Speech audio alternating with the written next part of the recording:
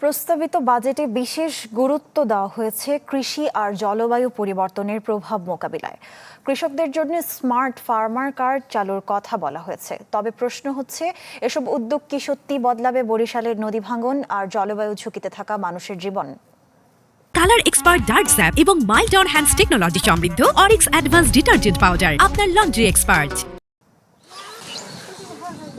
জলবায়ু পরিবর্তনের প্রভাব আর প্রকৃতির সাথে প্রতিনিয়ত লড়াই করে টিকে আছেন বরিশালের ভরপাশা গ্রামের কৃষক আব্দুল বারেক।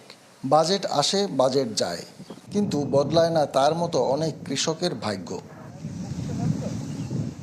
এবার কৃষি, খাদ্য, মৎস্য ও প্রাণী সম্পদ খাতে বরাদ্দের প্রস্তাব রাখা হয়েছে ৪৩,০০০ কোটি টাকার বেশি।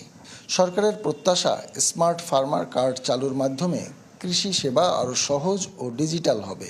তবে মাঠ পর্যায়ের কৃষকদের প্রশ্ন, এসব সুবিধা বাস্তবে কত দ্রুত পৌঁছাবে তাদের কাছে। আমরা পাই না, অন্য লোক আমাকে দেয় না। যারা কৃষি হারা পায়, যারা কৃষি হারা পায় না, এদের চাইনি নেই।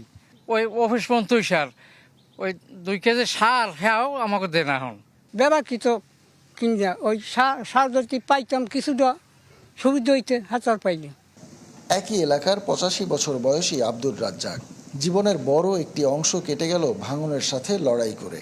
চোখের সামনে বহুবার বিলীন হতে দেখেছেন তুলাতলী নদীর পাড়। এবারের বাজেটে পরিবেশ, বন ও জলবায়ু পরিবর্তন মন্ত্রণালয়ের মাধ্যমে ২,২৪০ কোটি টাকা বরাদ্দের প্রস্তাব করা হয়েছে। পাশাপাশি জলবায়ু পরিবর্তন ট্রাস্ট ফান্ডের জন্য আলাদাভাবে রাখা হয়েছে ১০০ কোটি টাকার বরাদ্দ। স্থানীয়দের মতে, বছরের পর বছর প্রকল্প বাস্তবায়নের ধীর গতির কারণে মেলেনি কাঙ্ক্ষিত সুফল।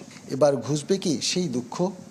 জরাজীর্ণ অবস্থায় যে রয়েছে, ওর বেরিবাদ পরবর্তীতে আর কোনো এই উদ্যোগই নেয় নাই। আর উদ্যোগ না নেওয়ার কারণে তো আমরা তো এই অবস্থায় আছি। ব্যারিবেডটা যদি হয় ঠিক মতন, এটাই যদি বলক হয়, ওই কলসকাটিকে নিয়ে একটু দাফা রইলেও এই রাস্তাটা বাড়ি লেগে থাকে না। বিশ্লেষকরা মনে করেন বরাদ্দ বাড়ানো ইতিবাচক, তবে সঠিক বন্টন ও বাস্তবায়ন না হলে সুফল পাওয়া কঠিন। বরাদ্দ বৃদ্ধিটা কিন্তু অনেক ইতিবাচক, কিন্তু আমার ওই কথাই আবার বলা যে এই বরাদ্দ বৃদ্ধি বন্টন এবং বাস্তবায়নের প্রক্রিয়াকে নিশ্চিত করে না। সেই ক্ষেত্রে প্রশাসনিক, রাজনৈতিক কমিটমেন্ট, স্থানীয় সরকারের অন্তর্ভুক্তি সবকিছু মিলিয়ে এটাকে দেখতে হবে।